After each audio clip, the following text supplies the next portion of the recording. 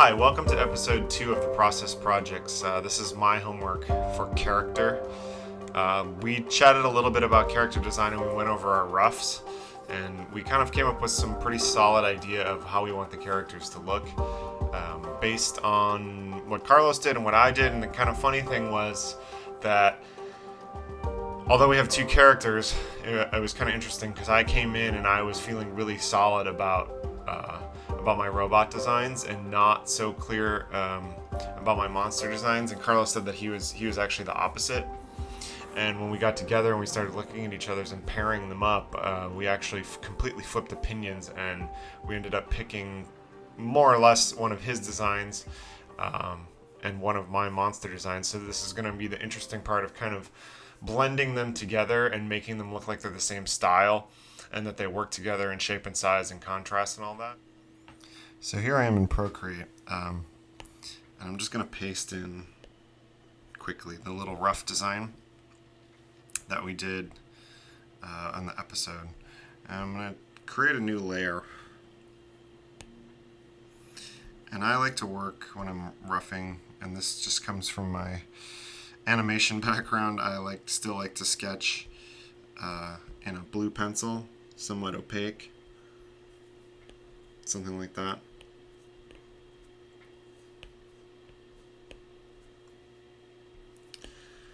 So the shape that Carlos came up with is actually really cool. The large head makes him very childish, and I kind of want to keep.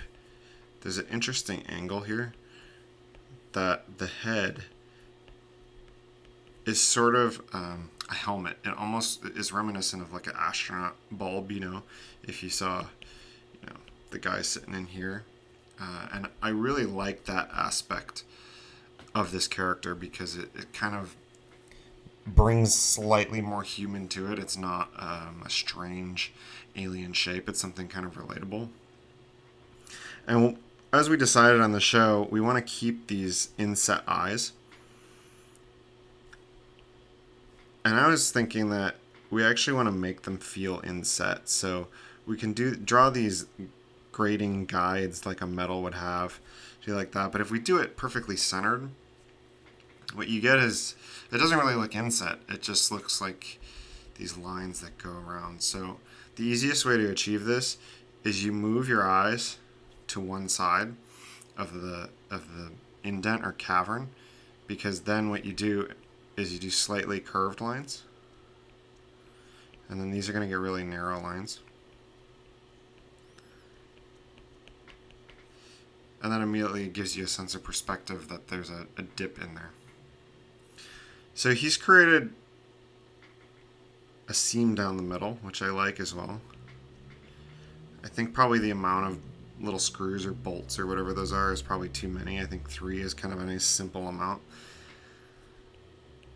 And this solar panel or hair piece or whatever we're deciding, I think I'm going to leave unchanged.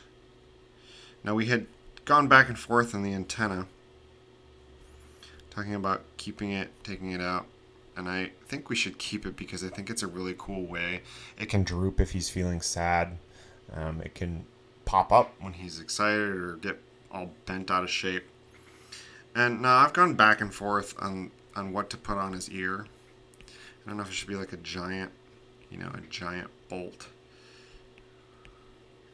It kind of makes him look a little Frankensteinish. Maybe we do like some sort of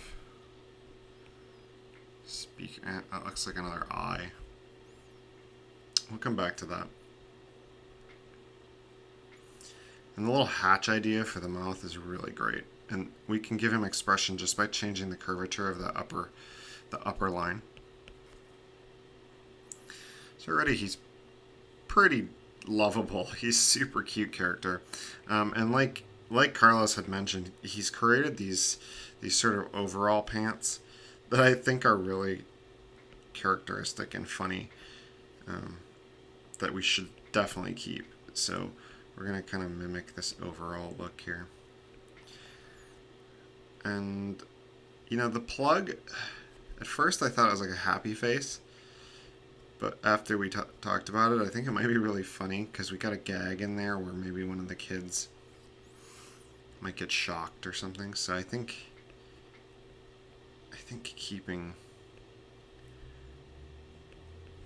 the plug is a great idea.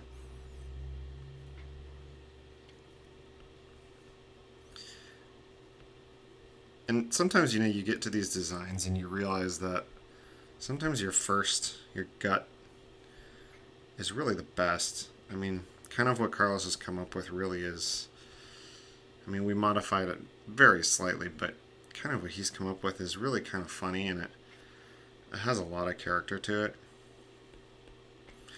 So there's kind of no need to change something that's working,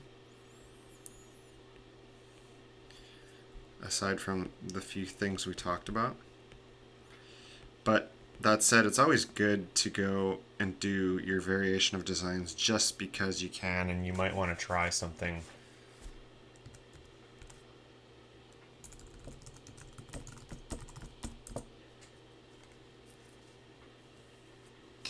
You just want to try something that may or may not work, because sometimes you stumble across happy accidents like we found, but other times you're certain something's going to work, and then you try it and it's just like, wait, what happened? This isn't really what I thought it was going to be. So this is really kind of all I do for a sketch. And looking at this again, I do think that he needs something on the side of his head. So, maybe for now we just go with the gut. The speaker, kind of old school, gives him this interesting kind of mechanical feel. He's not fully futuristic digital robot. He's still got some analog attributes to him. So, to be honest, I'm pretty happy with this. So, I've gone ahead and done some little sketches of just some facial tests of stuff that can... And what I've learned is, we can just easily introduce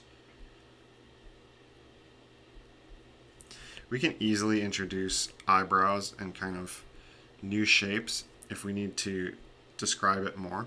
But the important thing we got out of these eyes is you can get these really funny shapes. Like when he's scared, it's like super obvious. And, we're still going to keep this kind of inset concave look that you can achieve through some foreshortening and offsetting the pupils from the edge of the eye cavern. And even when they're in the middle, you can still mimic it by getting these kind of curved lines. So the hatch is really kind of funny, and like I said earlier, is we can do all these different things with the antenna depending on how he's feeling.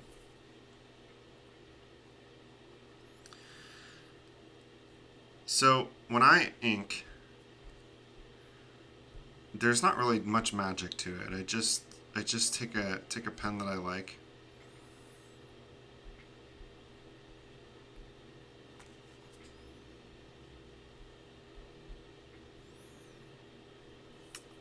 and on this layer I'm going to actually fade it out so it's out of the way.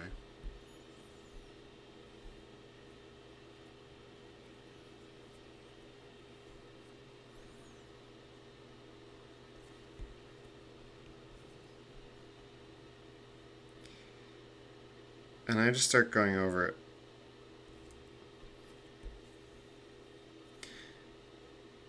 And the thing that I found that I've really learned to love about the iPad and what it gains for me is when I do stuff on pen and paper, I tend to work really, really close to the paper. Maybe a little too close. Because I love to get the details. And I suppose, one remedy to that would be just to work at a larger scale. But then my brain just wants to add even more details. Because I have access to a larger space, I'm going to just want to add more stuff in there. Because I really like the technical aspect of how things are made, and I think a lot of the interest is in the details. So I like drawing details. So what the iPad has allowed me to do is kind of unlearn some bad habits. I really have gotten used to sitting with my face just a couple inches from the paper and really focusing on a certain area.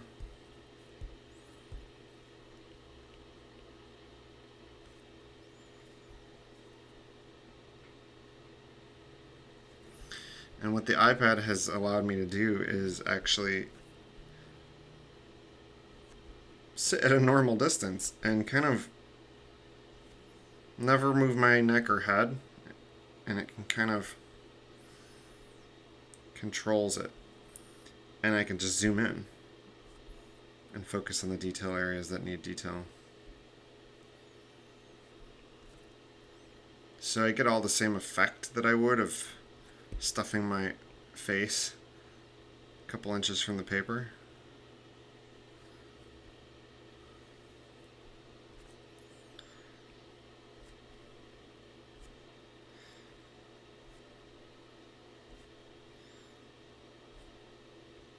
Now, I'm a huge fan of thick and thin kind of line weights. It's just something I've picked up over the years, and I've never really been a huge fan of brush pencils, of brush pens, that is. And so I learned using technical pens. So in order to create a thick and thin line, like so, say we had this circle, I just go over it. I go over it a couple of times, make a fat side. And that's exactly how I would do it with a pen and ink. If I'm using a 0.2, micron or something, I would just go over it a couple of times and build up the line. And sometimes, brush pens are really nice and they're quicker and they tend to give a looser aspect, but I've just kind of fallen in love with my own personal style with kind of a very technical, tight drawing style. And I felt that doing the line weights manually by building up lines has really given me the control that I want to really pick and choose where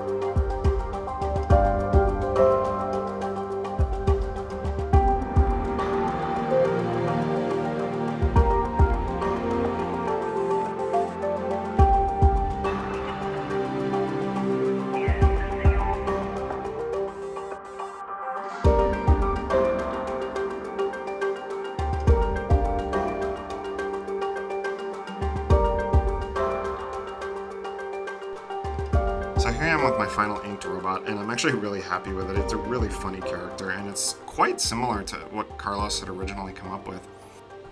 Obviously, there's a few things we talked about. The eye design, we changed that, made sure it was inset with some sort of things. And I just adjusted proportions to my taste, how my style is and works.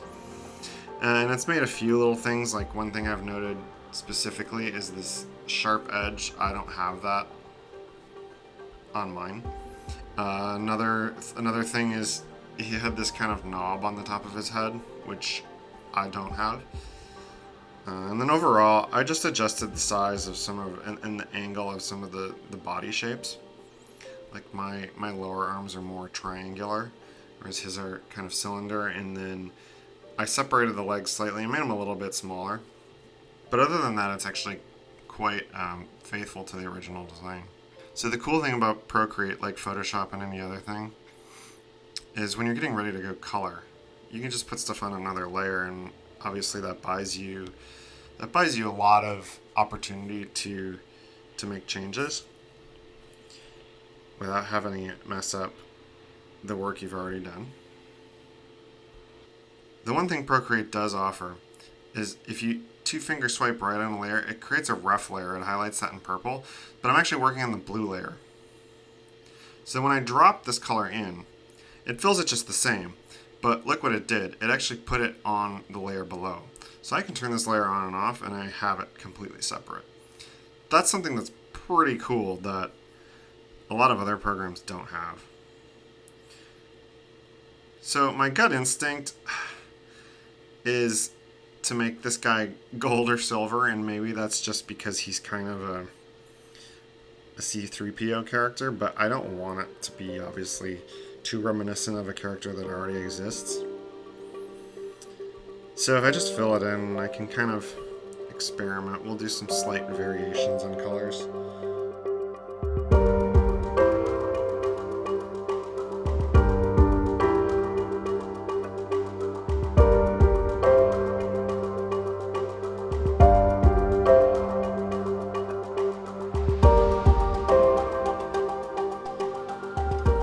So he's kind of cute. I like the color in general, but it still feels a little intense for this character. It feels like maybe too Star Wars. So what you can do is most programs offer some sort of hue shift. It's like the fastest way to just see some variations. Now because I picked gray, that hue is not really going to change much, so it's really just the orange that I'm getting a variation on. You could do a pink robot. If you do something like that, you may want to bring the saturation down, because reds tend to get really blown out and they bleed. So once you start to get into the red spectrum, you may want to pull back on your saturation of whatever you had. And then we get to blue, and I just immediately feel at ease, and I know that's part of just the color psychology of blue. These browns are kind of nice, but it makes them feel very dull and not a lovable character. Green is okay. I kind of like green. This kind of teal color is nice. So you can fully saturate it. It's a little scary. This would be just default straight hue shift from what I had in the orange. But I kind of like a slate type color.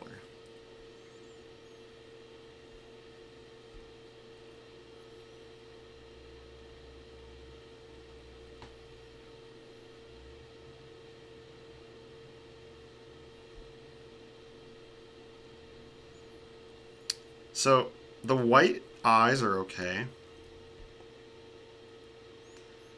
but here's an opportunity to introduce a color that's not on your palette, because you want to draw attention to that. And you know, drawing from nature or movie films that are lit a certain way, blues and reds separate really well because they're opposite. That's complementary colors. So if you go over to here to the color palette, you know, I'm working in this blue range. The easiest thing to complement that is the exact opposite. So we could go straight orange. And it's not very saturated, so let's take it all the way up saturation. This is about, aside from saturation, in terms of hue, this is the exact opposite. This would be its complementary. And because it's the exact opposite, it really pops out. It makes it stand. But I feel the orange is way too intense, so I'm going to go a little bit more to the yellow side.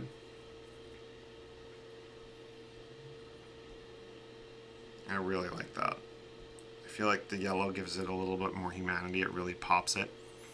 The white's nice and it glows, but the yellow also gives it a little bit of machine quality, like there's a incandescent or a humming light inside. So this is kind of the robot that I came up with. Okay, and so I'm taking the sketch that we had and I'm just kind of redesigning it from memory. I don't really like the way the original one felt in terms of form and shape, so I'm just kind of keeping some of the things that I like. I'm keeping the shape. We talked about adding the horns and the eye patches and kind of big and bulky.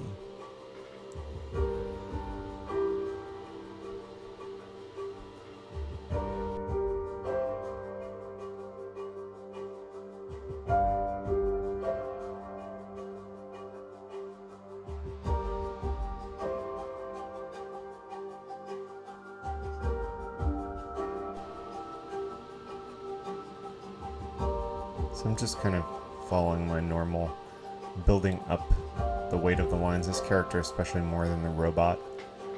He's got a lot of bulky mass and negative space, so I like to accent those with really weighting those lines.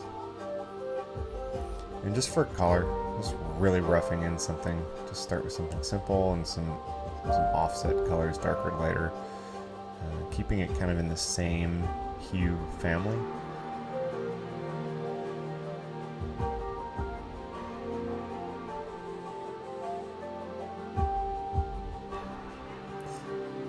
Now I'm going to just doodle and try something different. Even though I like this character, I want to try something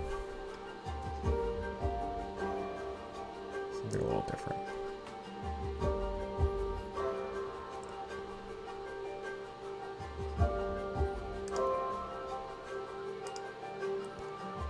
So I'm going to do an alternate. I had an idea. If I actually paint in the fur, make it a little more painterly. I don't really know how that's going to work with pairing it with the robot, since he's so comic and cartoon. But I'm curious to see what he would look like if I really go rough with the paint. I'm using an oil paintbrush, kind of streaky, blendy. Roughing in my base color. I'm going to try green. Just really loose, roughing it in.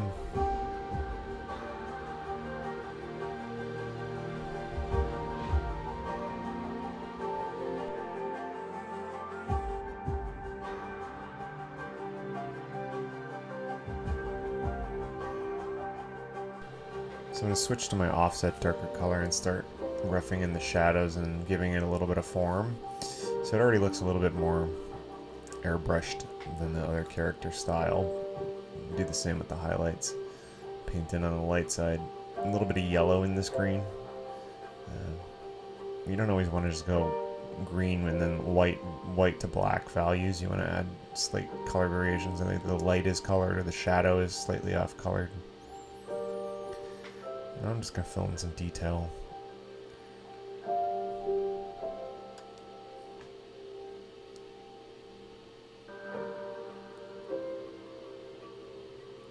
So I need to define some of the lines a little stronger. It's not going to be entirely painterly, so I get a really dark, rich green. Kind of fill in, not outlines, but contours on the dark side. So I'm going to paint in some fur while I'm at it and kind of give it a softer, fluffier feel.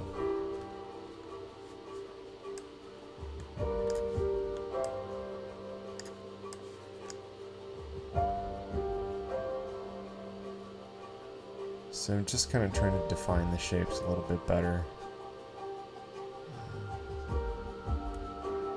Give it some furry elbows, furry head, furry belly.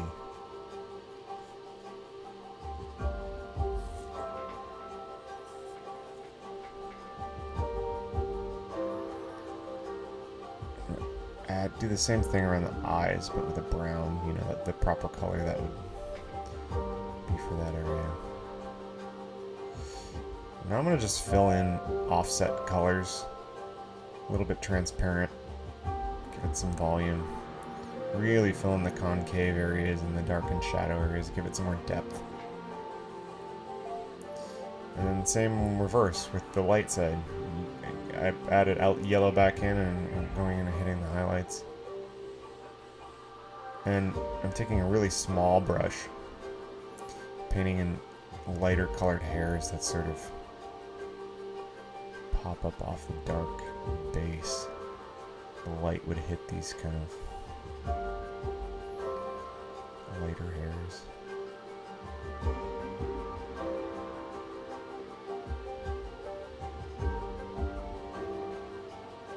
Something over on the dark side.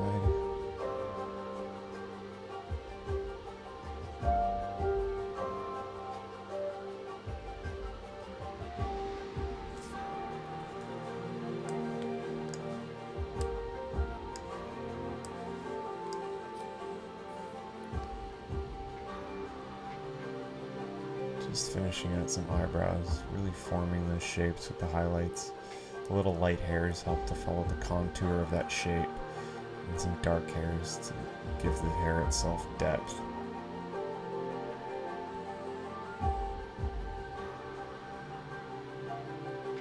Just really light on the ones that maybe some light would hit, glisten, catch the light. A couple of those.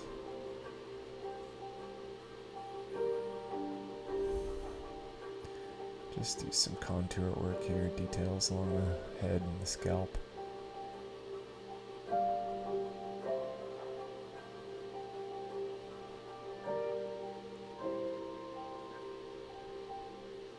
Some of the toes, those need a little bit of contouring so that they don't get lost in the shadow.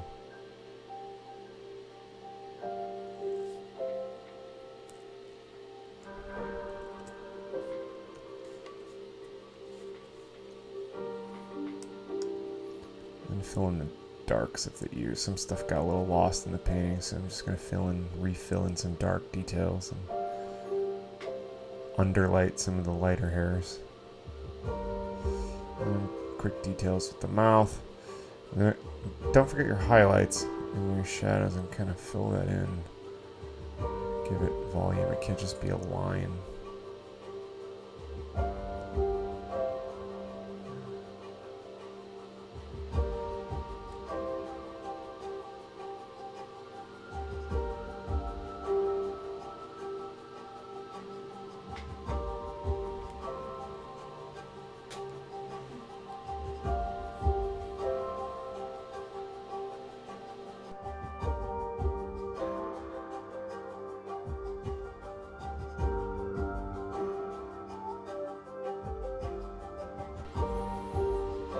So again, I can go ahead and hue shift some of this because I really kind of like this painterly guy. I'm a little worried about how it's going to work together with the kind of sharp edge comic book look cartoon of the robot, because this is a completely different style. But you know, it's got some really nice detail. The like highlighted furs. He really feels like a furry creature. But if we did this, we'd probably have to kind of rework how we design the robot. But while I'm in here, because I did this is another easy one where you can just hue shift slightly. We get this interesting kind of pink creature.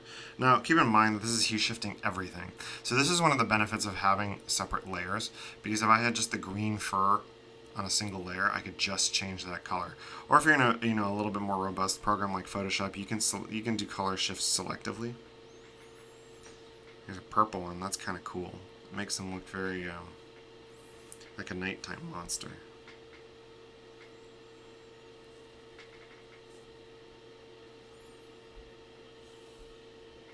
Let's try a couple more. So there's blue. So that's kind of the color scheme of the robot. So you get two characters that are the same color and they don't really work next to each other. So I would stay away from that. And we're back to where we started. So I kind of like the green that I came up with, but this purple one's also pretty interesting.